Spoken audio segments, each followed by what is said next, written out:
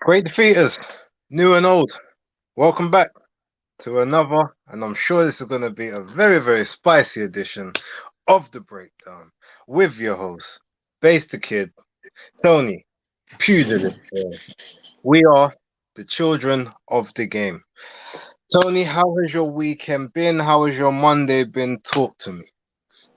Yeah, it's been a decent weekend. I can't gloat, but my football team make me happy when they win, and that kind of sets me off. So we'll go no further on that subject. A little bit of boxing action, nothing too great, but the takeover, which we'll talk about a little bit later, was quite pleasing to the eye. And yeah, all in all, nice, good weekend, feeling fit. I mean, I've picked up a little shoulder knock recently in training, so that's a little bit of a bummer. But overall, I saw the pictures of you hitting your mark, coming in at a slim cruiserweight now. Well, I could still be a bit slimmer, but we'll work Okay, on that. We'll work on that. okay. But you know what? Should we compare the gun show? I mean, you don't really want to do that one like this. I mean, what I will say is he probably is calmer. You hurt your shoulder talking about football, but we're gonna leave that one there, innit?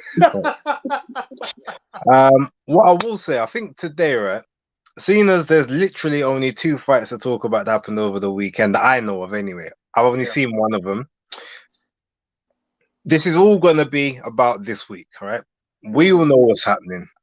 It's Usyk, it's AJ, it's part two, stacked undercard. There's a lot of fights that look like they could be genuine, either 50-50, 60-40, 65-35 type fights. So I feel like most of today is going to be spent on that. So before we touch on the stuff for this weekend, what do you reckon about throwing the link out into the chat and letting a couple other people come on and just give their takes on stuff? Maybe people that didn't get a chance to speak yesterday on sure. Smoke. Yeah, I'm happy with that. I love that. Yeah.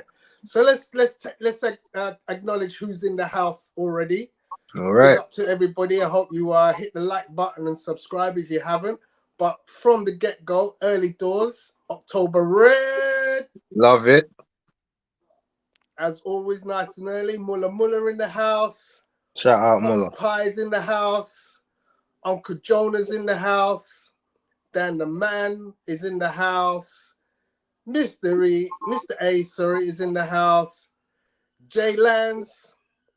This is a new one. Barbershop Constipation. Welcome. Oh, big up. Enjoy the show. Okay. Yeah. So yeah, as we said, let's get into the couple of fights that were on this weekend, and it was literally just the two. Right, so I'm gonna let you start with Zander. You start with that because I didn't see that one. So the Zander Zayas fight, it's really not a great deal. I mean, the kid is good. You know, he's only 19 years old. He's got great shape in the way he boxes. He uses a nice jab, good combinations, good footwork, a very good technical boxer with spiteful power. That's what I want to say, the spiteful power. I have a clip here, so I can't talk during it because it has a bit of sound.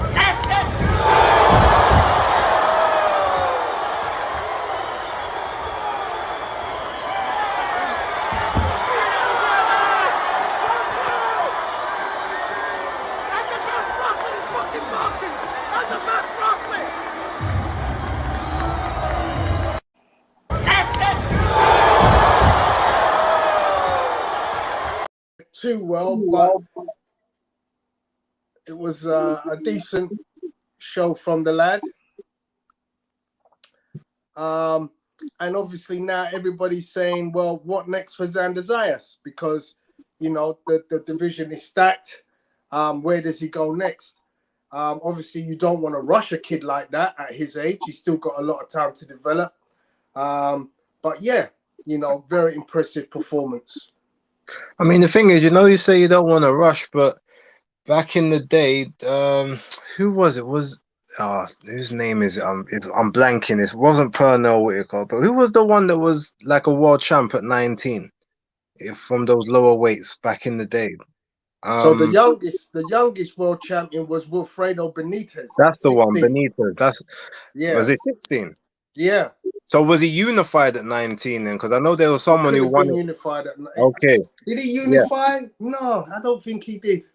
So in He that case, might. all right. He might have been a unified champion. Yeah. Okay. So what I'm thinking is, yeah, he's still young, but and obviously, like you said, you don't need to rush him. But as the olden days showed, like if you're good enough, it don't matter what age you are, you can like if you're good enough, get in there and go for it. I mean, look, you had Mm. Wilfred Benitez 16, 17, you had Tyson at 20, undisputed at 21. It's like there's more than enough that you could potentially have these younger guys taking. I mean, look, you've even got what's his name now? You've got Bam Rodriguez, who at the age he was 22 officially when he got his first belt. Um, same with Haney, 22. So it can happen. Yeah. Yeah. So What is yeah, October? 17, as October, what do you Barbershop want us to says. tweet? Sorry, buddy.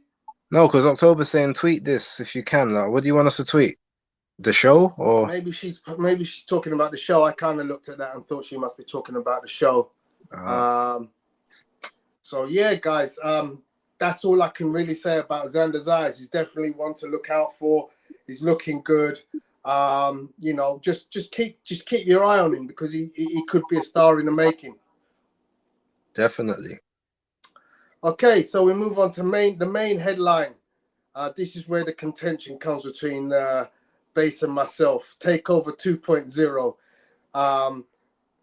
I know Base wants to call it the Takeover 1.5. I've heard it called the Fakeover. No, But I hey, never called it any of that. I called it the try takeover. That's what I called it. Because there was never a completed one in the first place. So this is like it's a reattempt. This is takeover okay. reloaded. Okay, so I'm gonna just play some silent bits, and if you want to talk about this while it's going. I mean, look, to be fair, I've only watched the fight once. I haven't had a chance to proper study it. But offensively, I think Teofimo, his arsenal is second to none in those lower weight classes from like 126 up to say 140 where he's at the moment. Like his punch selection and his variation of punches is top notch. He doesn't always throw all of his he doesn't throw all of his body weight into every shot, which is a good thing, and he is able to sort of his punch placement is quite good as well. His movement is pretty decent, but he still sort of telegraphs his shots when he comes forward. He's much better, like basically being the counter puncher, like you see there, when he lets someone come onto his shot and he sort of reads off of them. When he's actually stepping forward to throw his shots, you can see that his feet stay very stationary on the ground, and you can tell it's like a telltale sign, and anyone of a decent level won't be able to counter his counter at that point. So that's one thing I feel like he needs to be careful of. Also, the fact that he's now in the heavier weight, while he obviously looks a lot more comfortable in the ring, I don't like how much he got hit by Camper. Obviously, I know that you could say, all right, you get you have to acclimatize, and yeah, you need to be able to take those shots, but he doesn't look comfortable when he's taking certain shots. And that's not to say that he's reacting badly, but you can kind of see that it almost looks like there's a visible it's like a micro distress when he's getting hit. And if he's getting hit that much by someone like Camper, for him it's going to take a while before he's really ready for the upper echelon guys at 140, because he's going to need to sort of hone his craft. And the fact that he's now not necessarily getting guys out of there straight away, like the punches at 135 was taking people out straight away, apart from obviously Nakatani. But here he hit Campo with like a barrage of shots, like some really really heavy shots on the button, and it didn't really wobble him until very very late in the fight. Now yeah, you might say your punch selection, you might be able to pick him off, but you can tell that the power isn't the same. So he's got to change up his tactics. He can't use, he can't implement the same tactics he went into 135 at to the same as he did at 140. And also to switch it in, like forget all that, unless that was just a one-off for this particular fight. Like the switch it in doesn't suit him. It Well, all of the backing yourself up onto the ropes, like by yourself, whether you claim you're setting a trap or not, with those bigger guys who are naturally bigger than you, that's a recipe for disaster, because all it takes is one error. Because we saw a couple times he done that, got onto the ropes, and he allowed Camper to tee off on him when he didn't need to. So the performance was good, and it was a good comeback performance. But there's a lot of stuff in there I feel like he needs to tweak and make sure that he tightens up for when he steps up, because his next competition is definitely going to be of a harder level than Camper. But go on, let me hear what you got to say and see if I got to bury you tonight. Your mic's muted. So I mean, you talking like this guy needs to start from scratch just because he's come up a weight. He's literally gained, was it 3 kilos? It's just nothing. I didn't say he needs to start from scratch. Where are you getting? I'll tell you why I say you're making out like he needs to start from scratch. It's like, oh, but the power isn't going to register, and he needs to work out. Can he keep with the elite fighters? And the power doesn't quite register the same way it did at 135. And da da da da. No, that's my brother. literally the only thing I said that you repeated. Everything else, like you're fabricating right now. I never said any of that. My brother, I love you like a brother, but I got to disagree with you. Teo is ready for the best of the 140 division. Let me tell you that now. He was always ready for the best of the 140 division. Yeah? No one turned to Sugar Ray Leonard and said to him, oh, by the way, when you move up to middleweight to fight the greatest middleweight that possibly ever ran on this planet in Marvin Hagler, oh, you better take 4 or 5 fights to get accustomed to middleweight. Because if the talent is good enough, yeah, it doesn't matter if you don't have the concussive punch. Yeah? So when you have superlative boxing skills, the likes of which Teofimo Lopez has, it doesn't matter.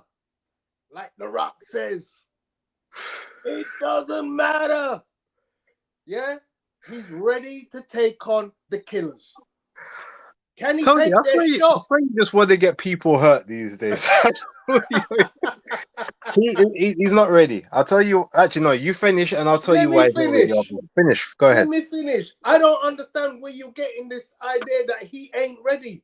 He's already elite. He's already sufficiently big enough. He was dying to get at 135. So he's already big enough. He's probably sparring with middleweights. You're talking about last week, Conor Benn fighting a super middleweight.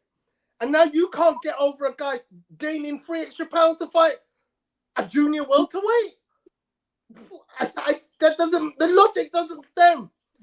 You literally defeat your own argument by claiming Conor Benn is good enough to beat Chris Eubank Jr.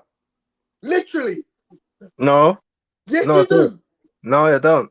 And the thing is, again, you're arguing something I never said. Like, you're making your own narrative here, Tony. So look, let me break it down for you as to what I'm saying, right?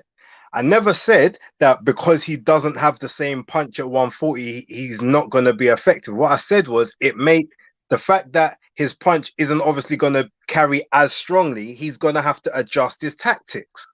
Like, that's all. Like, you can't go in trying to do the exact same thing that you done at 135 when you was essentially the big guy, to now trying to do the same thing when now you're with guys who are, for the most part, they're actually bigger guys than you. So what I said is you've got to, no, because a lot of them probably rehydrate much higher than he does. Okay, so which ones are you talking about, bro? Because let's drill down into this statement. Which killers are you talking about? Give me a couple of names. Regis Prograis. There is no way in hell Teofimo is ready for Regis Prograis right now. Tell me otherwise. I'm telling you otherwise. He's damn ready. How? Call that name out, my friend. I'm telling you now, the kid is ready for Regis Prograis. And I'm not demeaning Regis Prograis as a boxer. I believe him to be a fantastic boxer with great heart and you know, good boxing skill. But I'm telling you, bro, I've studied this kid for a long time. Yeah? Nope, I don't know what October Red you're saying. She says nope. She's talking about you. Like he's not ready for that. Well, no, I mean, look, we're not here to agree on everything I say and everything. But you're not even giving arguments as to why you're saying these things. What you said, you studied him for years. What have you studied? What have you studied? To tell us there's a saying, bro. Styles makes fights. Yeah, remember that saying? What's that got to do with this, though? This guy's got too much style. What you mean? Getting hit on the rope, getting pushed onto the ropes by a man like Campos. Let me talk to you about that fight, bro. Sometimes when you get in a competition with a guy who's not up to your standard, all you do is you drop your levels because you know what? I can play with this guy. I can play with this guy. We know we've seen this in the past. Plenty fighters got in with a guy who's not anywhere. Let's talk about Tyson Fury against Otto Wallin. Yeah? Tyson's playing with him. And what does he end up doing? He drops his standards and he ends up looking like he's in a close fight. You know what they say? Are you trying to tell me that Otto Wallin is the second best heavyweight in the world? Because based on who's giving Tyson Fury the most trouble, it's Otto Wallin. Actually, no, it would be Deontay Wilder. He dropped him more than anyone else in his career. He got knocked out twice. But he dropped Fury more times than anyone else in Fury's career. Therefore, he must be his hardest opponent. Out twice, bro. And he still dropped him several times. So what is your point? Hang on, wait. Otto Wallin went the full distance and broke up man's face. But he didn't drop him. Didn't stop him. Did he? Okay. Wilder knocked him on his ass on 4 different occasions. Otto Wallin can't say that. Like, I mean, I understand what you're trying to say, but no. Anyway, what I'm going to say about Teo, as I said, his punch selection, his offensive arsenal is second to none between the weights of, I would say, like 126 up to 140. I've given him that.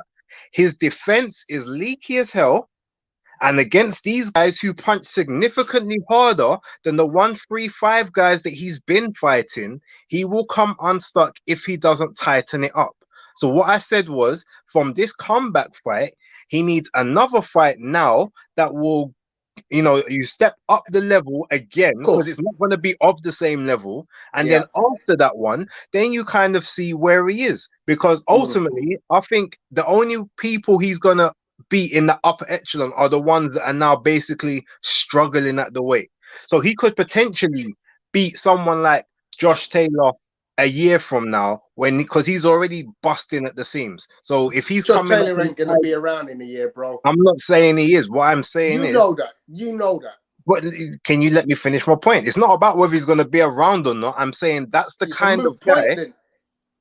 Are you not listening? No, what I'm saying, he from that level is the kind of that upper level. Those are the kind of guys he's going to be able to beat. The ones that are literally killing themselves to stay at the weight. Yeah, that's what I'm saying. So, Prograis, that is not going to be him. You've got man like, what's his name? Like William Zapata. You've got him up there. Not William, sorry, Jose.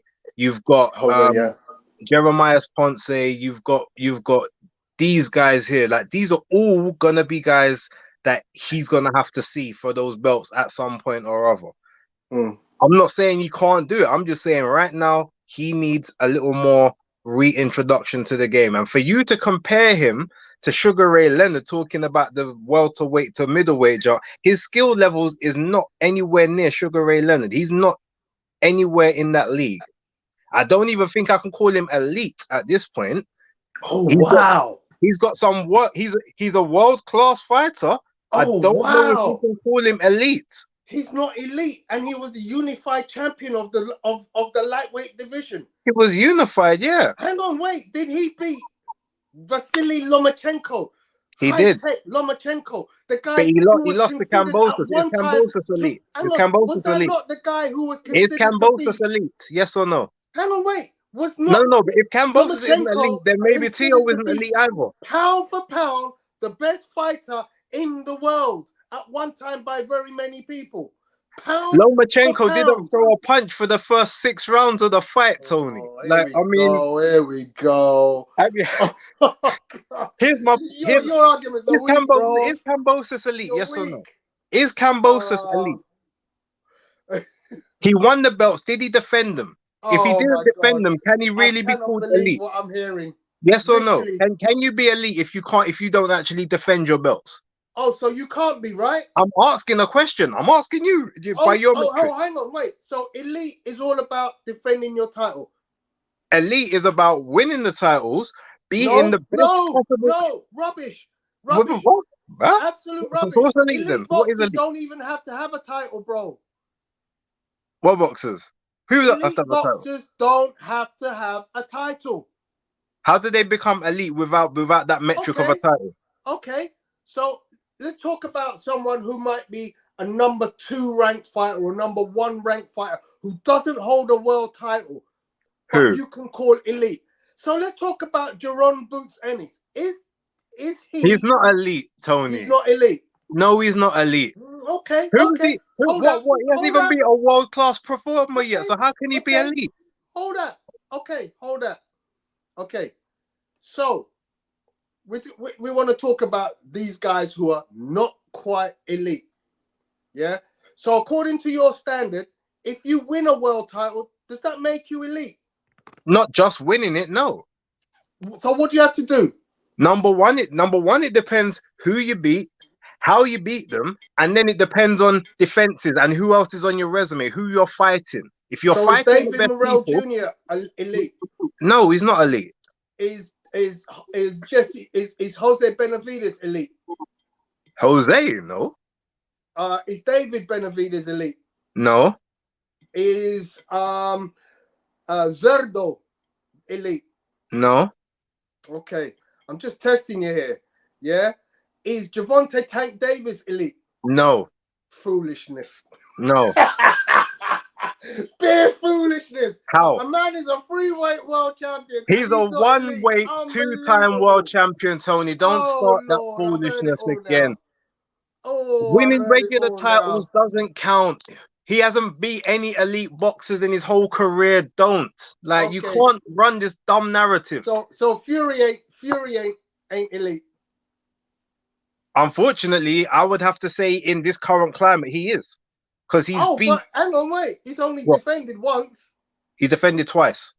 But against one other fighter. He's defended twice against 2 people. And he beat 2 long reigning world champions for his belt on 2 separate occasions. So he would have to go under elite. Oh, okay. Let's talk about Anthony Joshua. What's he? I'd say Anthony Joshua is elite. But he doesn't have a world championship, bro. But he did. Fury is rubbish. No, it's not. Because I said you have to win a world. I said you have to win if he doesn't have a world title. No, I said you have to win a world title and you have to defend it against top quality opposition. He's done that twice. My friend, at the bare minimum, Teofimo has won 3 of them against one person, and then lost them the very next fight. So just by winning it, he became elite. No, he didn't. Okay. That's by your dumb. That's your dumb logic. That's nothing to do with me. I've given you consistent metrics here. You're trying to spin a dumb narrative which don't work. Oh dear. Tony, stop this now. Joshua's also boxed and beat elite fighters. Nuts. Okay. It's the fake over. All right, here he is, Maestro in the house. We're gonna bring you into the house, Maestro. Yeah, Maestro, you're gonna come on. Okay. Fury has beat elite fighters. I'm sorry, but which one? Klitschko. Who was the elite? Oh yeah. No, sorry, yeah, he did beat Klitschko, who was an elite fighter. Yeah. Bafor agrees with me. Gervonta Davis is an elite boxer. Bafor also says Jerome Ennis is going to be elite when he beats these top guys at 147. Anyway, let's move on. Any last comments on that? No, I mean, I've suitably defaced your whole argument and being there. It's like, okay. Well, I mean, in the annals of history, we're gonna see when my boy cleans up and takes over 2.0. We're gonna have this conversation again. that's fine, and I will quite happily call him elite when he can do all of that. He ain't done it yet, so okay. No. So, guys, that's it. That's the action from the weekend gone. There's really not a lot else to talk about. So should we just talk about? I mean, it's just this week coming up. That's all we can chat about for the moment. Yeah. All right. So I'm gonna skirt around the outside for a little while. Obviously, Omar Figueroa was supposed to fight Adrian Broner. Adrian Broner has had to say sorry due to mental health. I'm sorry, I'm not about to play inside the ring. I've watched a lot of people die playing and their boxing career, and that is something I just won't do. I pray for me. I love the sport of boxing too much not to give my all. And I feel like I came up short because my mind wasn't 100% there. I ain't going to read on anymore, but it signals a not great time in the life of Adrian Broner, and it could potentially spell the end of his time. The undercard for June in the Sands, or whatever it is, in Revenge in the Sands. Rage in the Red Sea. Yeah, Rage in the Red Sea. Is got Badu Jack. It's got Jonathan Tabiti against Tyrone Spong. Andrew Tabiti. Sorry. Ramna Ali. Very interesting matchup with Callum Smith versus Bauderlique. And then the big one really on the undercard is Philip Hrgovic versus Zhang. What do you think of that matchup there? All right, so just before we get into that, I just want to make my quick points about the whole Adrian Broner thing. I won't go into obviously whether he is faking the funk or if it's genuine stuff. I think rumors have kind of been out that he's essentially he's not on weight, whether that's lack of motivation or like sort of the mental struggles or whatever. But yeah, as I can see October say in the chat, if it's genuine, then I hope he recovers. But yeah, as you say, I think this is pretty much the end of him because I doubt Showtime are going to try and invest any further money behind him for any particular reason. But yeah, so moving on to now. So we're talking about Hrgovic and Zhang, yeah? Yeah. To me, I like this fight. The reason I like this fight is because both guys have got good fundamentals. I think Zhang has the slightly better fundamentals and he comes with the more awkward stance, just for obviously being southpaw. But he's much older and not as reactive. He's not a counter type punch. He's a guy that's basically he's gonna get you into a position and he's gonna unload those big bangs on you as they've called these days. Hrgovic is also a come forward guy. Now he's in the more recent times he's come away from his boxing fundamentals, his European stance, his upright in and out hard jab with the straight right following behind it, and he's just looked a lot more for his power shots. I think in the current, unless he's in a lot better condition now than I've seen him in his last couple of fights, I actually think he can get hit and hurt by Zhang. I don't think Zhang's gonna have enough essentially to maybe keep him down unless he's in really, really bad shape. But I can see this being one of those fights where he doesn't look good at all if he's not in good shape. Especially as long as he's kind of been out of the ring and the amount of he hasn't had a lot of fights recently. He can't get the fights he wants. So it's like he's just relying on the power rather than sharpening up those fundamentals. So I think Zhang can actually take advantage of that. But ultimately, if it comes down to an attrition thing, I do think Hrgovic is just going to have a bit more, because even though the Jerry Forrest fight was an anomaly and that was a medical issue as to why he ended up, you know, failing badly after the third round, you can see that there's obviously a slight fragility there in terms of the gas tank, like regardless of why that happened then. Like, you know, if this is going to be at any reasonable pace, then he's going to yeah, it's going to be a very difficult night for Zhang. But I definitely do think he can cause him problems. And like I said, if Hrgovic ain't switched on, he could definitely hit the deck at least once in that fight. Okay, so this for me is two contenders who are going to have a battle royale. I can see a great deal of violence occurring in this fight. Unfortunately, I just think it's going to be slow-paced action.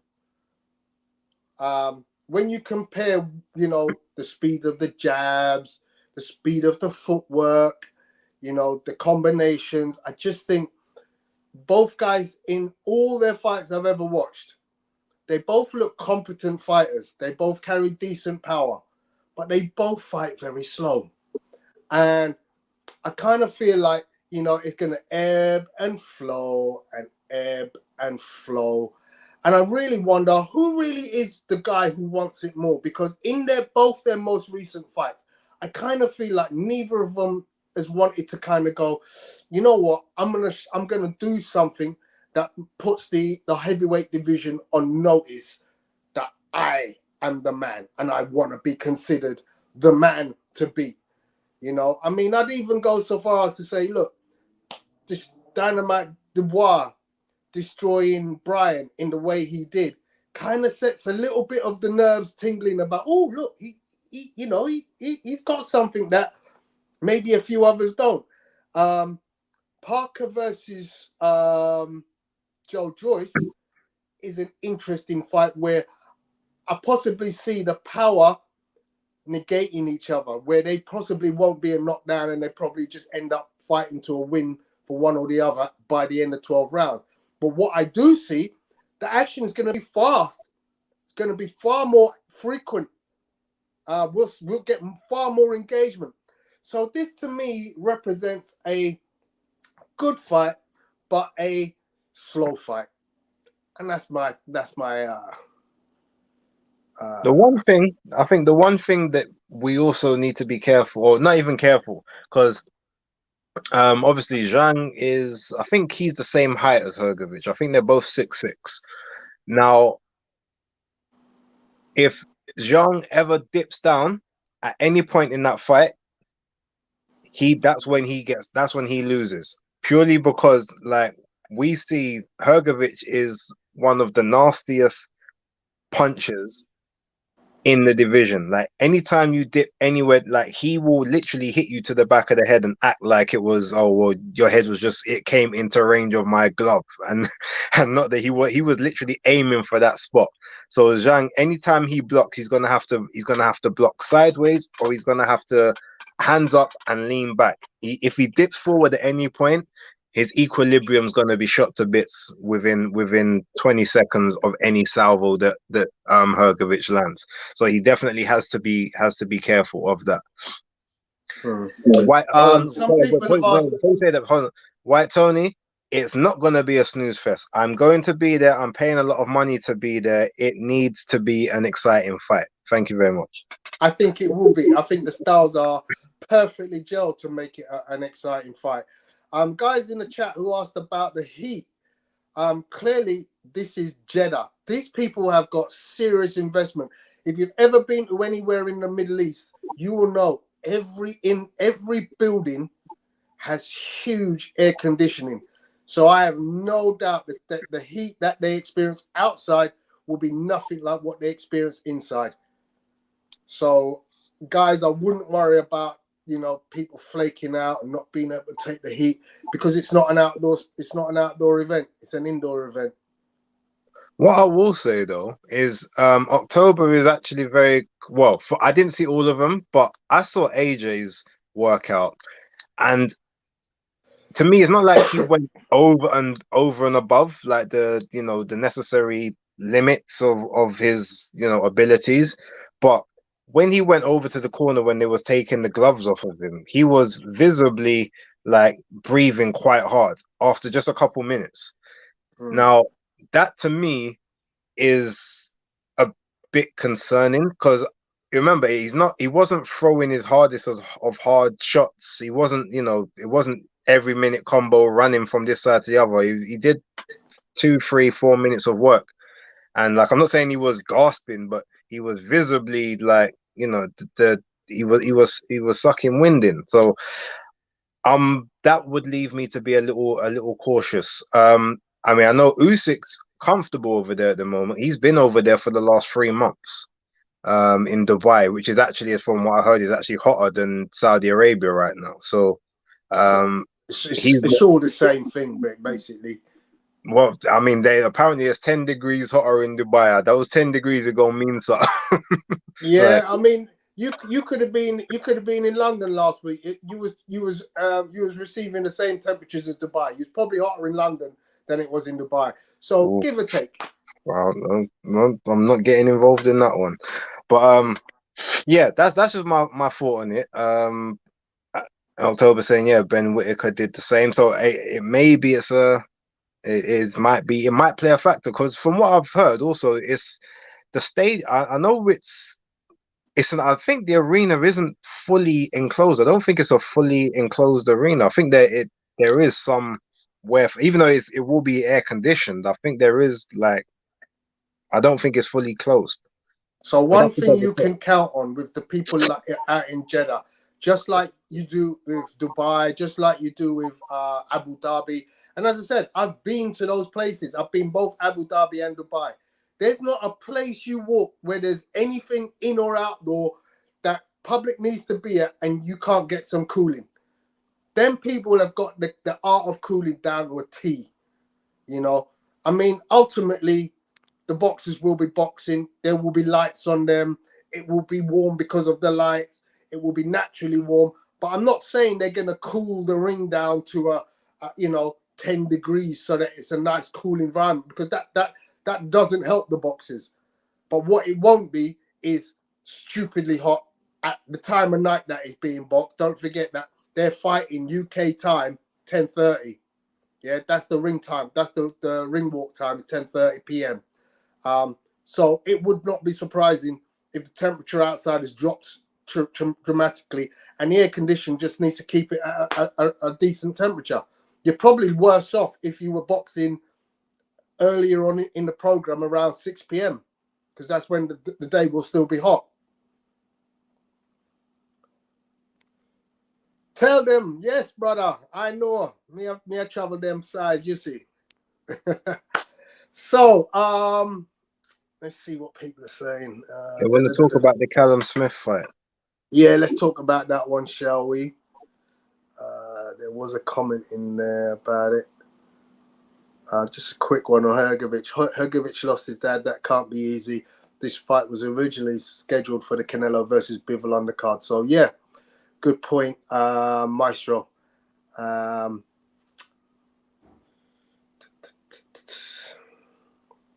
Bafor says Hrgovic is overrated in my opinion. Who has he beat? That's a fair comment. I mean, everything we have to say has to come down to your resume at some point. It can't always be about the supposed eye test or what we think someone is. You have to be able to quantify it against legitimate opposition. So, welcoming guys, the latecomers, HDM, Fight Fan Danny.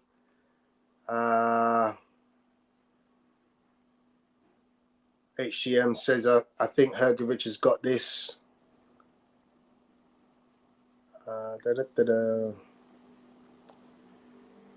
So, October Red starts us off with the Callum Smith versus Bauderlique info. What do you want to tell us about that fight? Okay, so two things. I haven't seen a huge amount of Mathieu Bauderlique, but from what I have seen, obviously, fairly good operator. Again, he's another southpaw guy. You know, my favorite type of fighters. But one thing that he does, which I think Callum Smith will capitalize on, is sometimes he wastes. It almost feels like he wastes energy. Like he's very springy.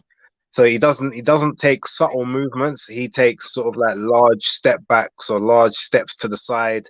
Um, Nothing is ever sort of just enough. It's always kind of a big exertion, and I feel like part of that, if Callum Smith sort of applies small pressure coming forward, slightly angling his front foot forward as opposed to stepping forward, like just gradually applying himself into range, especially behind his jab, which is obviously is quite a long jab. It's quite accurate as well. Then I think that he could end up making Bauderlique gas himself out a bit sort of quickly, just because of all the erratic movement that he's doing beforehand. He's a very good operator, but I feel like Callum is, even though obviously it's a weight below, he's operated at a slightly better weight, a better level than Bauderlique has. And with someone like Buddy McGurk in his corner, who will teach him, will teach him those little small tricks on how to get yourself into range using the least amount of energy possible. I do see him getting the victory. I'm not sure. I do think it will be a stoppage, but I'm thinking late rounds. I'm thinking maybe sort of like around 8 to 9.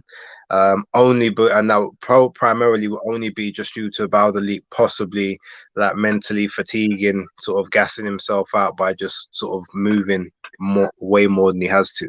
It's in my opinion.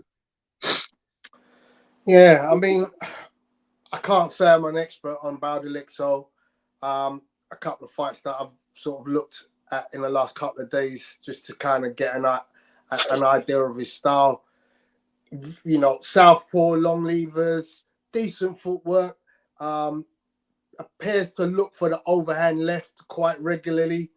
How that will match up with Callum Smith's orthodox style, we'll wait and see. Often when you have a matchup between an orthodox and a southpaw, it's all about who gets that foot on the outside of the opposition.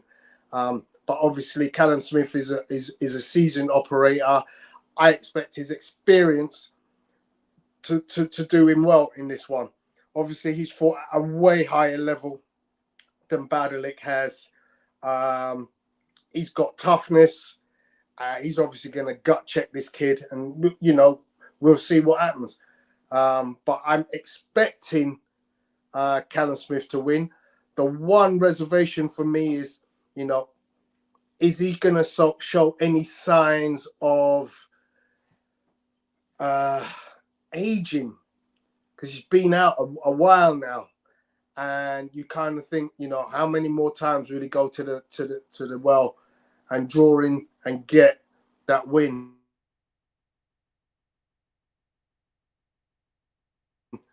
If there was ever a time that he might be a little bit on the wane, now looks like it might be a time. Might be, not sure. So this will be an interesting check for us to see where he's at right now.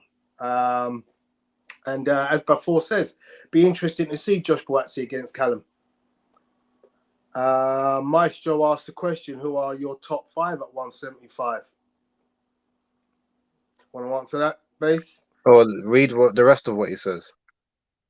If you want to think about and not answer now, join me for a punchlines, okay? So we'll do just that. Okay. Right. Fight Fan TV, little bit of info on Bauderlique. He's 21-1. He was European champion, only just relinquished it.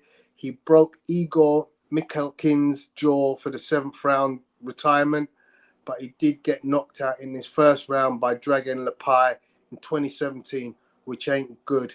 Callum Smith TKO win for him. So good intel there from our guy Danny at Fight Fan TV.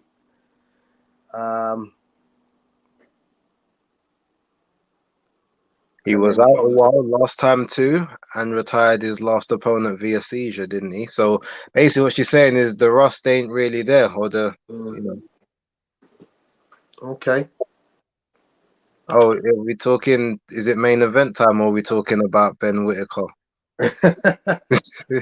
Because according to So him, we the show don't is know. all I about don't him. know who Ben Whitaker's opponent is, but look, you know, Ben Whitaker is gonna be without a shadow of a doubt a showstopper on the night. You know, I'm super excited to see Ben on in his next fight, and yeah, so I'm not going to go into it, but yeah, that should be interesting. So I'm just that gonna leaves tell us you on. my possible favorite fight on that card is gonna be Andrew Tabiti and Tyrone Spong. I'll tell you that now. Okay. I just got a feeling that's just gonna be that fight's not getting the distance. I know that for a fact. Um, it's the most to me. It's the most intriguing one. It's a pointless fight in terms of it doesn't mean anything, but it's to me it's the most intriguing fight on the card apart from the main event.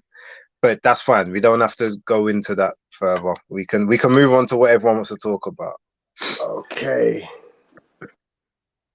So I'm gonna introduce this fight with the boxing promo that came. So here's a minute. You can just watch this.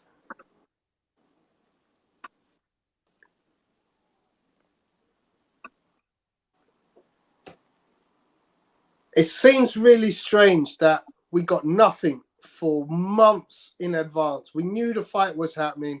We got nothing. Then all of a sudden, lastminute.com, it's come to life. Kind of reminds me of Tyson Fury against Dillian White, where, you know, nothing happened. Is he going to sign it? Is he going to sign it? He signs it last minute. Is the fight going to happen? And then all of a sudden, lastminute.com, it's sold out, 90,000 in Wembley Stadium, and it's a big event. And the whole boxing public is interested. I feel the same has happened here. I feel like this has suddenly become huge in the world of boxing without needing to have had months and months of build-up. I got another clip for you to talk over. Ready? Go for it. Let's see what it is.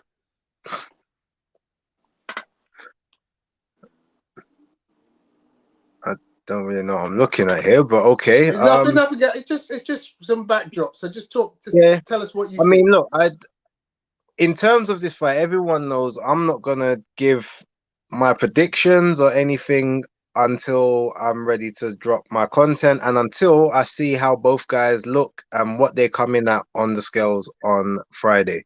Because to me, that's gonna be the most telling as to how this fight plays out. That being said, I mean, AJ apparently is in the correct mindset for this fight. Um, we don't know whether that's factually correct because he's supposedly always in the right mindset for every fight. He claims that he didn't try to hurt Usyk in the first fight. I find that hard to believe just because knowing how AJ is, I mean, who really wants to go 12 rounds when they don't have to? Um, I believe that he thought he could outbox him, but I definitely think that he threw shots with the intention of trying to get Usyk out of there. This time, I think he knows that is not, he can't employ that same tactic. So it's pretty much a not so much go for broke, but it's a more of an all or nothing. You've got to commit to everything and just understand where your best chances for victory lie.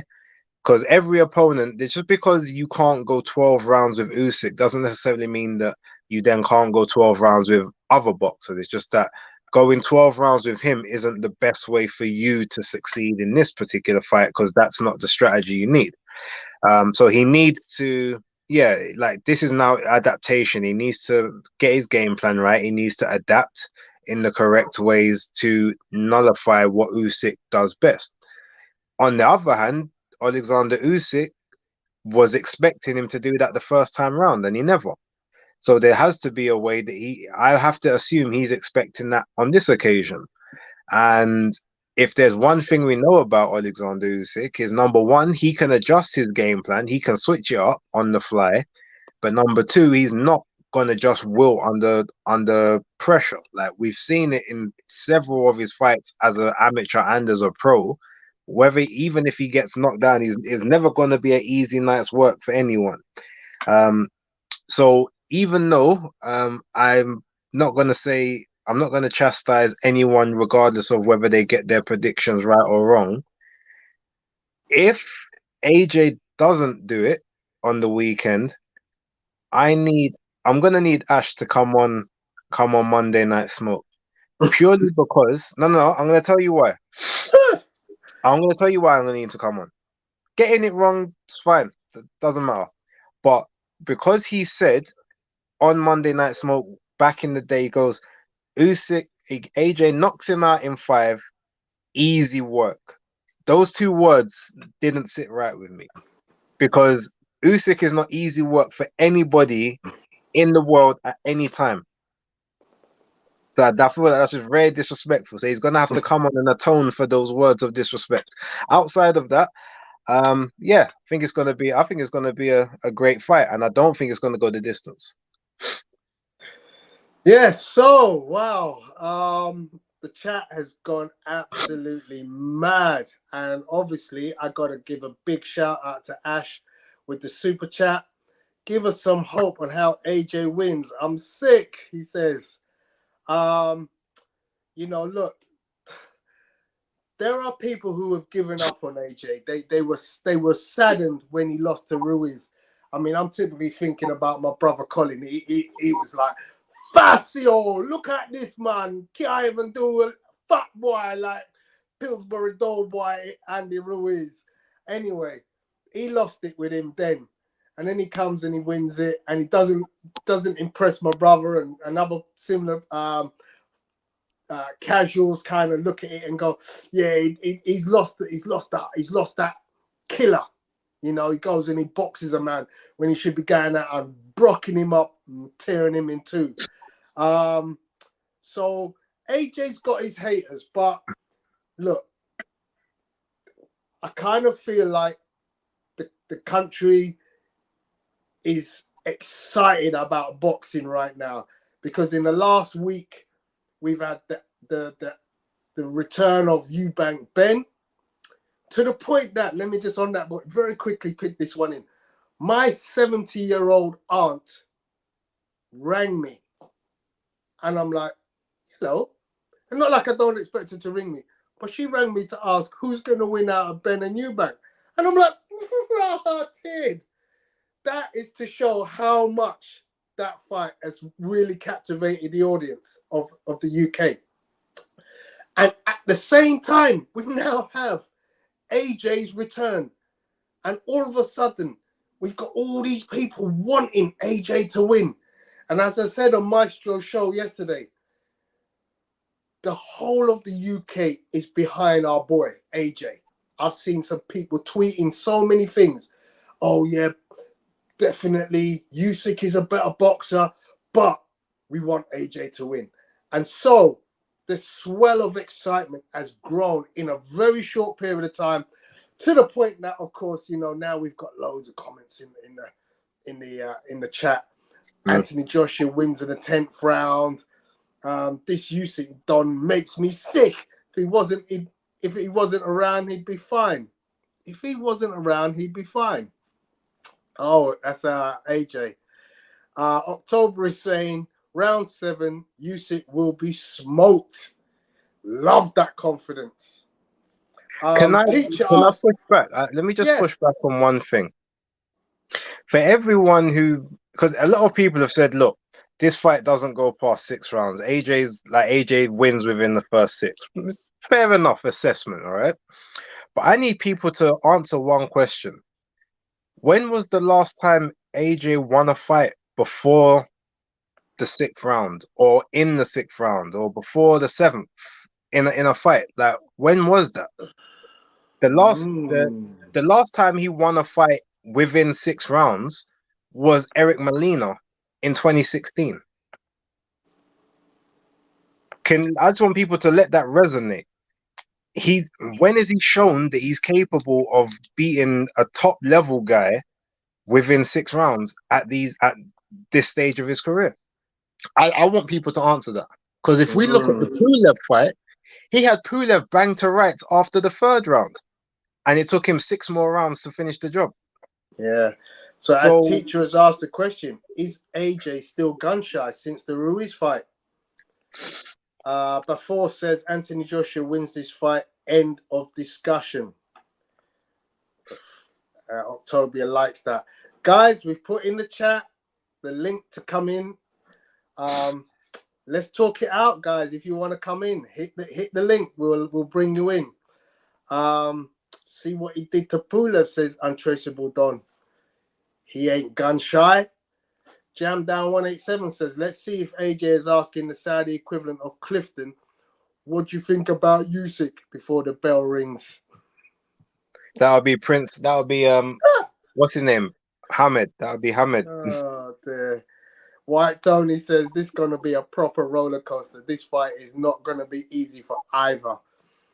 Yeah, I mean, as I said on Maestro show yesterday, I mean, he literally had 4 guys who are all American just totally dismiss AJ's chances of winning.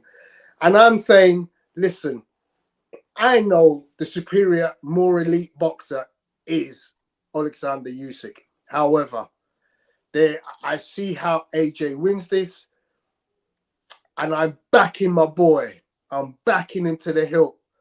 So I don't care what you say. Like my energy for Teofimo Lopez is the same as my energy for Gervonta Tank Davis, is the same as my energy for Anthony Joshua. So I'm all in. I'm fully invested. Go, AJ. Can I just point out there's a big difference between backing your boy and being delusional about their chances of winning something. I'm not saying that. I'm not saying. Hold on. No, I'm not saying that applies to AJ here. I'm just saying in general, there's a difference between going all in on your guy to win and become victorious, and actually. Let's get onto that subject another time, guys. If you want to come in, I've put the link in the chat, so jump in if you wanna chop it up. Tony, give us an AJ breakdown. So, you know, you've seen some of that training footage. I'll put it back up again for you guys so you can have another look at it. But yeah, the way I look at it, you know, AJ's done what AJ normally does, but I'm pretty certain the conditioning is different this time.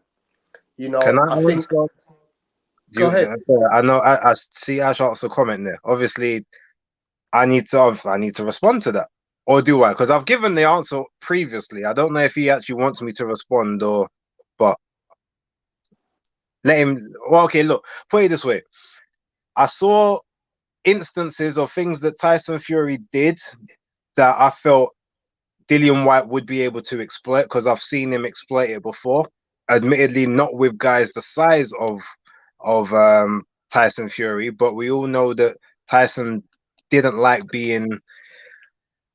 He likes to sort of give it, but he doesn't like to take it. Essentially, yeah. He doesn't necessarily like being roughed up on the inside. He prefers to be the guy doing the roughing up. I didn't think the tactics he was coming in with against Deontay Wilder would necessarily work against Dillian White. And we all know that one of Tyson Fury's hooks is normally his kryptonite, and I thought that hook would catch him at some point. But little did we know the version of Tyson Fury that came out for Dillian was next level, and the version of Dillian that came out past that first round was substandard. So there we go. But that wasn't me using heart over head and saying, "Oh, I'm just backing Dillian to the hill." That was me tangibly using my metrics, something I saw that I thought he could win. And that's what I do with every fight. Whether I like the person or not, I'm measured with everyone. So, moving back to my analysis of AJ, he's obviously got a new trainer in Robert Garcia. As far as teaching an old dog new tricks is concerned, I don't think you can teach AJ anything new. He already has all the fundamentals in place. He knows how to throw every punch that you could imagine. No one's going to turn around and say, "Oh, let me show you a screw uppercut. Let me show you an overhand right. Let me show you a check hook." No, he knows all of those things. Yeah, he goes through all his processes with Angel Garcia, is it? No, Robert Garcia. No, the other guy. Oh, Angel Fernandez. Angel Fernandez, sorry, that's who I meant. Yeah. Because people have been questioning, well, why Angel Fernandez is in there. Angel Fernandez is your tick over guy. All boxers have a tick over guy. Yeah. So you have to understand, he has a strength and conditioning team, not a man, a team. And he has his tick over guy who trains him, does pads, helps him move around, works on little things. But then you have the elite guy who comes in and tweaks little bits in a training camp. He comes in, he says, when you do this, beware of dropping this. Or when you see him do this, he's going to leave an opening here. And I'm going to show you how to capitalize on that. So that's what Robert Garcia is doing. But most fundamentally with Garcia is he's got to get into the AJ, into his head, the psychological change, because that's really where this fight is won and lost. He has to be ready to be able to go in and go, right, I don't care. If he throws 2 jabs and I hit him with 1, that 1's going to hurt him. I need to bust his lip. I need to bust his nose. If you look at Usyk at the end of their first fight, he looks like someone's impaled him. He's got cuts, and he's got a cut here. Yeah? He's literally got cuts all over his face. You're like, he won, but it's not like he didn't get touched up by AJ. What AJ now needs to do, go on. No, do you know what? Because, yes, like Usyk, his face was visibly, like there was a lot of damage on his face, but I keep saying to people, it's like people ignore this, right? The amount of times I watched that fight, 2 of those, like you see the cut above his eye, that one there, and he had like a black eye here. Okay. One of them was caused by a headbutt. Yeah. And the other one was caused by like a slap, like the glove. The forearm bit of the glove. It wasn't a punch that caused it. Okay. And it's like, so one, obviously there was punches that got through, but not a lot of the damage was from punches, and that's the one thing. That's all part and parcel. But my point is like, so even though he was, there was visible damage. It wasn't like, oh, that was damage. It was circumstantial. Let me give you a little tip. 9 times out of 10, when you see that kind of facial damage, it's something to do with not the clean part of the glove. It's normally something down the side. It's one of the seams, yeah? Or it could be something along the forearm or the elbow. 9 times out of 10, when you get a cut, it ain't that clean part of the glove. Because generally, when you get hit with that clean part of the glove, it doesn't cause that kind of rip in your skin. It normally takes something. The clean part of the glove will make your nose bleed, yeah? If you get it right, it might cause a cut on here because you have a protruding bone here, yeah? Mm-hmm. Yeah, but generally, a lot of cuts, facial cuts in boxing occur because of things. I'm going to bring my friend Olu into the chat. He's down as teacher. Thanks for joining us, Olu. How you doing? I'm good, T. I'm all right. Good, Very interesting debate. Very interesting debate. Like I said earlier, my heart wants AJ to do this. You know, it's a great redemption story. You know, make a great film. You know, we've all followed his career very, very closely. But if we're talking about pure boxing, I mean, just look at Usyk's eyes, man. You know, he even said in the last fight, he was instructed not to knock him out. And now he's put on the extra weight. You know, his mentality, the fact that, you know, he's willing to go and fight for his country and die for a cause. This guy is very serious. You know, we know he can hurt AJ. Yeah. My heart wants AJ, but I think it's going to be more convincing the first fight in Usyk's favor, if the truth be told. That's my look at it. Okay. Thanks for your viewpoint. I mean, what point in the fight do you see this fight turning? Because I think most people expect it to be a battle royale for at least 3 or 4 rounds. Well, he's changed his trainer, and based on the attributes of the trainer, we believe AJ is going to be more offensive. Yes, he's going to be moving forward. He'll be more experienced in dealing with southpaws. But we also know that AJ can be touched. I believe since the Ruiz fight, he is a bit hesitant when he gets touched. Hence why the second time he fought, he was running. Let's be very clear about that. He won it by not engaging with Ruiz. Yeah? Now, you're fighting somebody in Usyk who is levels above Ruiz. And he didn't want to engage. So I'm saying AJ's best chances are to win it within 6 rounds. Now, you said earlier, when's the last time he did this?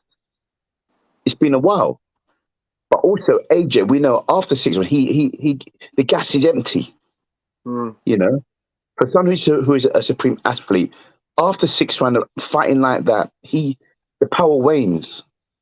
You know, and let's also be true. When we look back to last September, that fight at the Tottenham Hotspur Stadiums, Usyk had him in the ropes in round 12, and it's the ropes that saved AJ from being knocked out.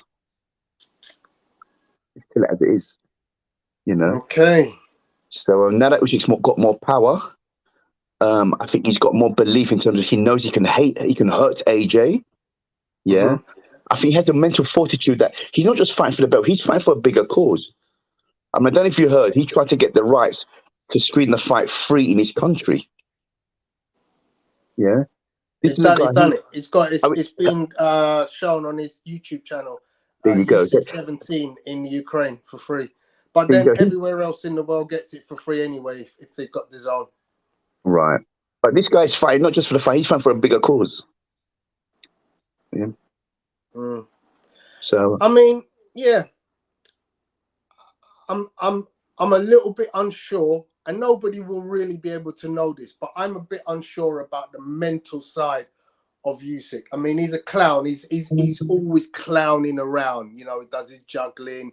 You look at his workout today, what he did instead of a usual pad work or shadow boxing, he gets his coins out and he starts catching his coins and he does his juggling act, and so he's a bit of a clown in that he doesn't come at you with some of his usual kind of techniques.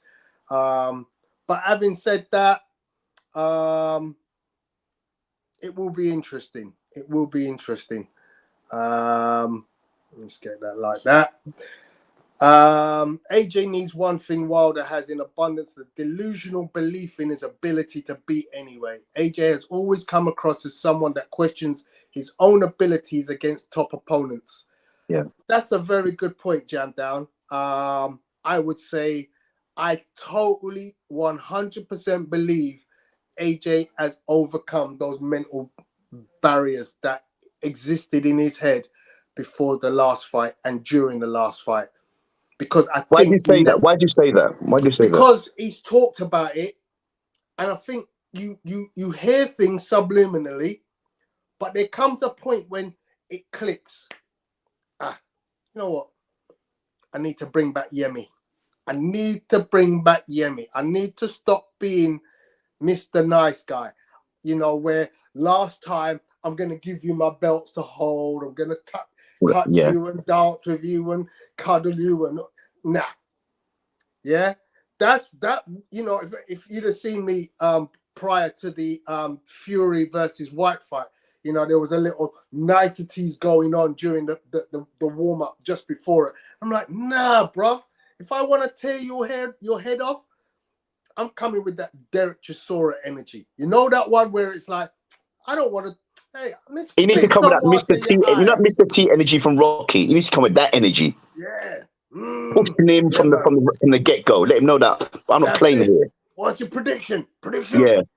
Pain. He needs to come with that kind of energy. Be the bully, the bigger guy. Yeah. Yeah. From round one. Yeah. In the last fight, Usyk took the center of the ring. Come on, that psychologically, he's controlled the fight. Yeah. He needs to. I mean, in defeat, you can get a lot of respect. Look at Wilder. Even he lost to that last fight, he got a lot of respect for that fight. AJ's got to leave everything in the ring. Yeah. I'll tell you what was an interesting. I'm glad Base is hopefully back with us now.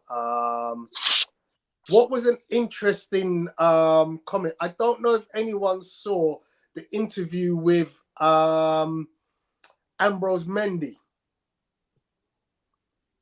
Ambrose Mendy said this yesterday.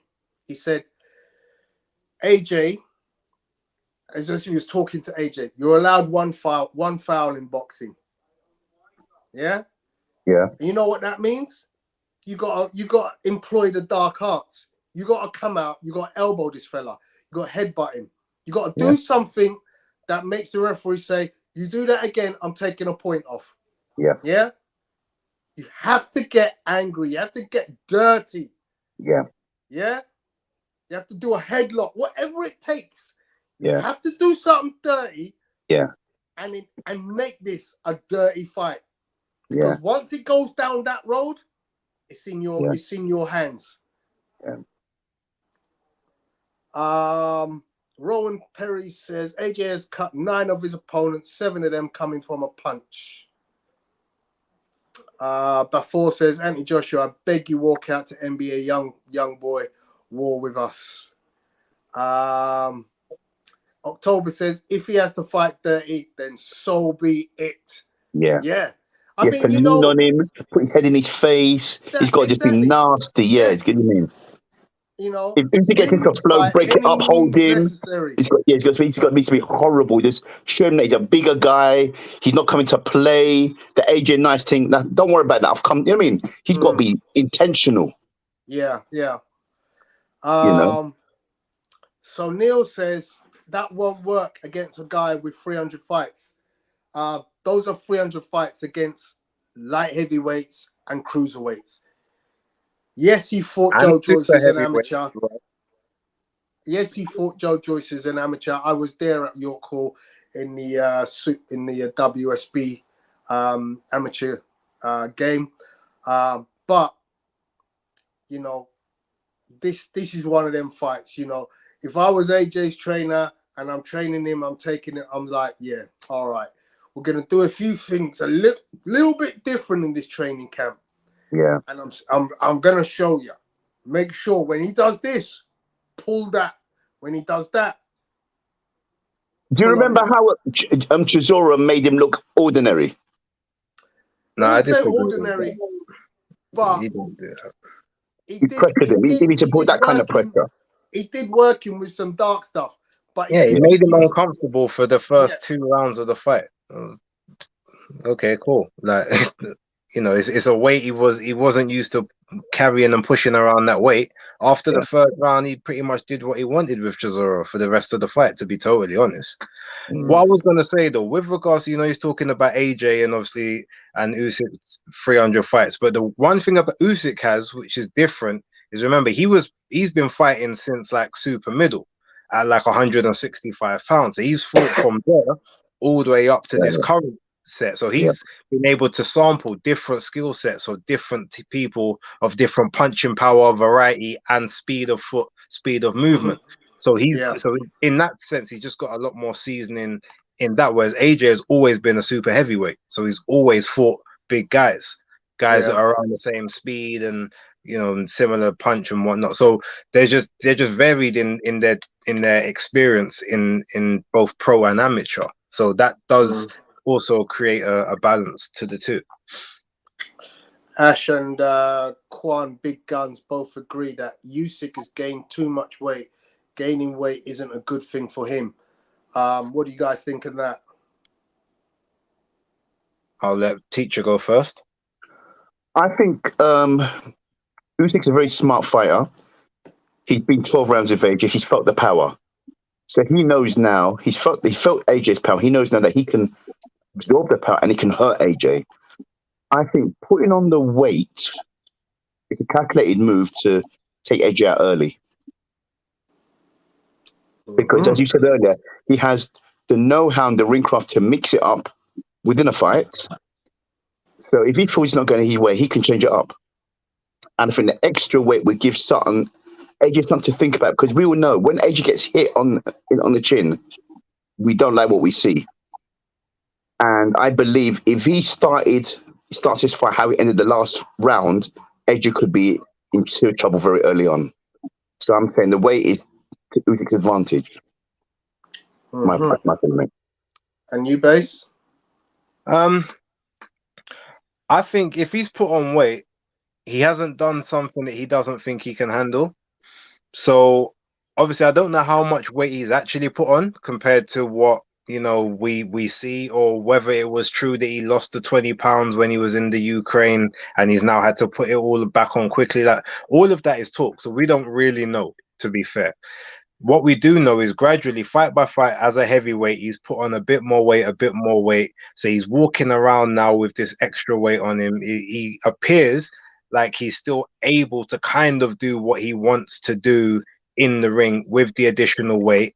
So it's going to help him absorb shots a lot better, but it also means that he's more likely to be there for some of these shots, because the reflexes might still be good, but he might, the speed just might not be as great. So he might absorb the shot, whereas before he would have slipped it. But the weight, I think, will help him in terms of being up close, so he's not, so AJ can't physically try and manhandle him on the inside, which is what I think he's expecting for this fight. I don't think it's going to put much stress on his gas tank. I think he's going to work at the same kind of pace. And yeah, I don't think it will be a factor in that sense. AJ coming in heavier will affect AJ more than Usyk coming in heavier, in my opinion. Yeah, I'm kind of not sure on it. I mean, I'm 50-50. I think, when you've got elite fighters like this, they manage the weight gain so good. I mean, I often look at Evander Holyfield, who's ranked, in my estimation, as one of the top 5 boxers of all time. I absolutely love Evander. Anyone who knows me will know I've seen Evander fight 5 times live. Won the world title. I saw him win it. I saw him regain it. I saw him defend it. I loved Evander Holyfield. And there's a guy who showed you that a small guy can come up through the weight and build into the weight and do it successfully. Now, the thing that I give Evander over Usyk is that Evander carried a dig he was able to punch with the heavyweights. I mean, he basically was knocking out full-fledged heavyweights. And people were like, rotted. You couldn't argue with that. He would give anyone hell. Obviously the fights with Riddick Bowe are just classics now. I wonder if Usyk could replicate the likes of what Holyfield done in terms of dominating the heavyweight division, because the guys are much bigger. And yes, so far, great, fantastic. The fact that you've dominated AJ in the first fight, but this fight will tell me so much more, I think. I think someone, Ash said, Usyk hasn't taken anyone out early since 2014. And when you consider, people like Maurice Bradis has went the distance with him, you kind of think, well, he's not really a concussive puncher, whereas Holyfield was always a concussive puncher. Wait, you say people like Maurice Bradis like anyone else has ever stopped him or knocked him down? Like, that's a very poor comparison. No, I'm not saying that stopped Usyk. I'm saying Usyk, yeah, but you said people like Bradis hasn't stopped people like Bradis. Yeah, but Bradis hasn't been stopped by anybody. Yeah, but Bradis is a cruiserweight. But Bradis is tough as hell. Like, okay, give him his due. I mean, look what Usyk did to Bello, and he wasn't a pushover. Think about what he done to Michael Hunter. Michael Hunter really should have been stopped by the referee in that 12th round, to be totally fair. But I mean, Bellew was an accumulation. That literally was just elite boxing and taking a guy out by accumulation of punches. It was no one single shot. And when you look at the 12th round against AJ in the last fight, it's due to accumulation. It's not like he's hitting with a punch and it's gone. Oh, there he goes, he's gone. No, it's accumulation of punches. You know, obviously AJ's engine by round 12 was completely gone. By the way, Jam Down, I'm not Guyanese, I'm Guyanese.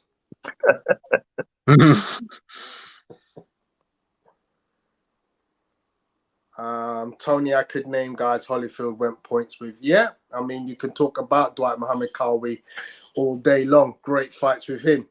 But yeah, you know, it's just my take. There are so many intangibles in this fight.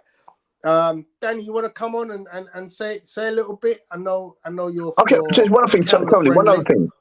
You know the way AJ fought Ruiz in the second fight. Do you think that tactic could work? No, because he cannot improve his boxing sufficiently to beat a guy whose boxing is of the highest class. I mean, we're talking like literally pound for pound, he's ranked #1 by some people right now on boxing ability. What you're basically saying by saying that is, if Terence Crawford was the same weight as Alexander Usyk could beat Terence Crawford on boxing ability. Now, you would never say that about AJ. That's what you're saying about Usyk's technical capability. So for AJ to beat in boxing, nah. I think we've established AJ's going to have to beat his best to beat Usyk. Usyk doesn't have to beat his best to beat AJ. I disagree. I think he does. Why do you say that?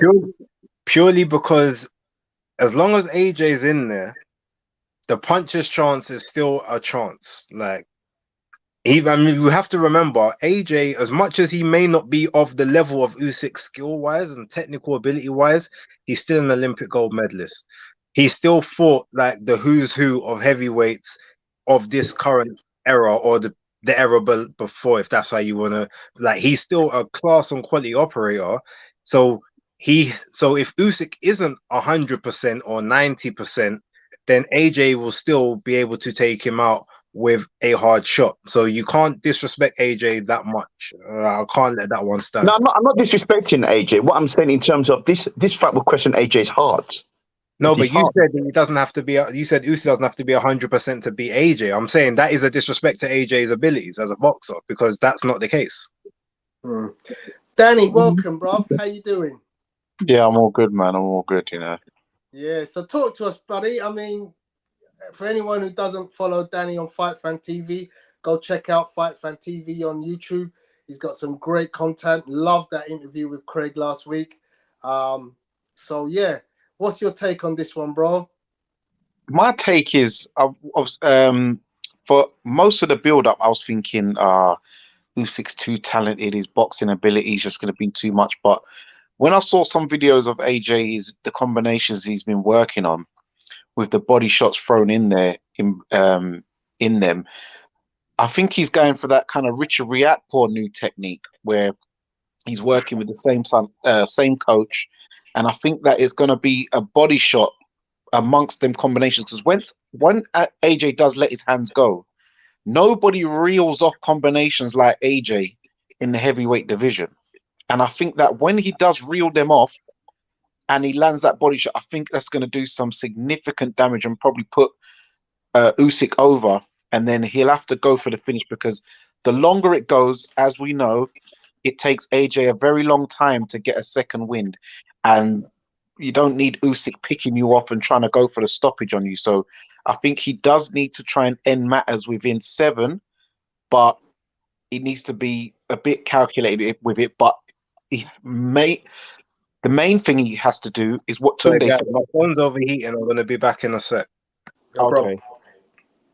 The main thing he has to do, he has to employ the tactics of what the master genius says, and that's use roadman science. So Tunde Ajayi, the master genius, has said use roadman science. So, you know, I alluded to that before, you know, using some of those dark arts, understanding how you tie a guy up, how you utilize different parts of the glove, different parts of your arm, you know, squeezing where you need to, when you need to. Yeah, you know, it does have to impose himself physically, you know. Tyson Fury does it great because he just leans all over. He wears you out with that leaning, you know. You gotta carry my 19 stone. That's what he's saying. Go on, push. And the minute you start pushing off 19 stone, your energy depletes. Yeah. Lean on him, tie him up, don't let him get any rhythm going, step on his foot, just in his face. Yeah, you I mean, let him know he's in a fight. Let him know he's in a fight.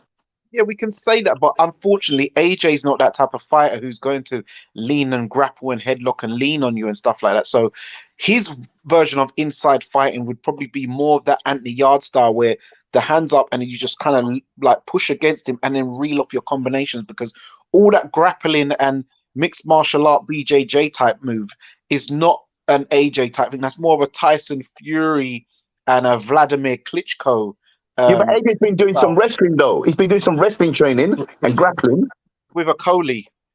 Yeah, that's not. AJ's been doing some grappling and wrestling to help him get into that. I don't think but I don't think it's enough time. I think what you got to remember is there's some stuff that we ain't gonna see. Yeah. You and I boxed Dan at decent level, and we know what goes on in the gym stays in the gym. Yeah. I remember going to the Kronk gym in Detroit when Tommy Hearns was there, and Gerald McClellan, Obakar, Tom Boom Boom Johnson. And some of the things I saw go on in the ring, you'll be like, wow. And them guys were all killers. I mean, Emmanuel Stewart had a ring of, he had a plethora of killers. But sometimes when I'm watching the sparring, I'm like, bruh, they're going into some wrestling of a different ilk. And so you do see it. You do see things happening in training that sometimes, you know, you and I will be able to say, yeah, I know a trainer who can teach you some serious dark arts, because you know different gyms train differently. You know, some gyms will teach you about stick and move and how to box sweetly, you know, where other gyms, they're all about bun the boxing. We're just gonna rough and tumble. Yeah, you know, I remember boxing an army guy. I boxed an army guy. He hit me with everything except his punches. I was like, bro, this guy's hitting me with everything except the gloves. And when I tell you, the man had energy. And you know, if you've ever boxed anyone in the military, man, them men are fit. Yeah, that's their main component. Skill's not their best asset, but fitness is always, Yeah. And it was like, you just know, you know, when you've been a boxer, you know, there are some, you know, you have to go through that tutelage of, you know what, I have to learn how to fight against a guy who's dirty. But I also need to implore some of that sometime. If a guy gonna keep butting me. But I say, all right, so with the grappling thing, I'd say someone like Virgil Hunter is very good at teaching that. But would you say someone like Robert Garcia is good at teaching the dark arts of that inner grappling techniques? Which fighters of his employ those sort of tactics within fight? That's not going to ask you that. What are the benefits of going with Garcia? Why would he go there? You know what? This he's aggressive. I just don't know if Robert Garcia was the guy.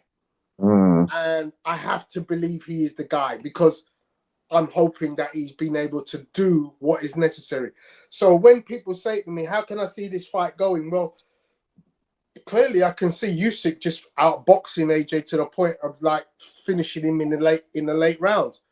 But I see the other side of the coin, and I'm hoping Garcia is able to instigate the game plan necessary, and it needs to be multifunctional. You need to have a plan A, plan B, and plan C. Because when things are not going right and this ain't working, go to this. When that ain't working, go to that. The problem with AJ is in previous fights we've seen, he didn't know how to impose different strategy in a fight himself. He's always like, oh, what's he going to throw next? What do I do next? Yeah. And obviously in the last fight, he was totally confused because he's getting instructions from two people and he's like, I don't know what to do. And that was his undoing. So this time it's one voice, and hopefully Garcia's got sufficient understanding that I can't tell this guy to try and out jab him. Nah, man. You know what I told you? You know what I taught you? You know what that muscle memory is going to bring back that we've been doing for the past 2.5 months? You know, this happens, do that. That happens, do this. You know it, Dan. When we're training for a specific fighter, we know their habits, and we will train. You know, if you're fighting a southpaw, you know, do that. Yeah. But what I will say also, it's going to be interesting to see these two attempt to bang it out, because if both of them reckon last time out they weren't trying to hurt each other or stop each other, so let's see what happens now. They're talking like they're going to go in there with bad intentions, because Anthony Joshua is saying he didn't want to hurt him. Usyk said he was told not to hurt him or stop him, whatever. So let's see what happens this time around. That's going to be interesting. There was talk that Floyd Mayweather Jr. offered to train AJ. Do you think there was any legs in that? No, he may have offered, but that doesn't. He got declined, because remember that was the time when AJ was going around a lot of gymnasiums and being trained by various trainers to see. Floyd is not a trainer. Let's get that out of our head.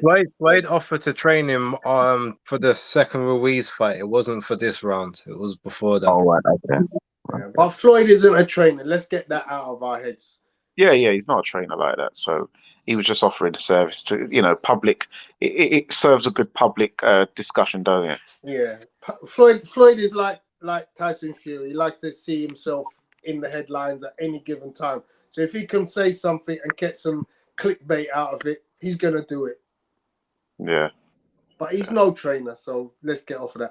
Gentlemen, we've gone way past our usual time. We've had a really deep dive into this one. Is there anyone else backstage? Sorry, buddy? Is there anyone else backstage? Okay. No.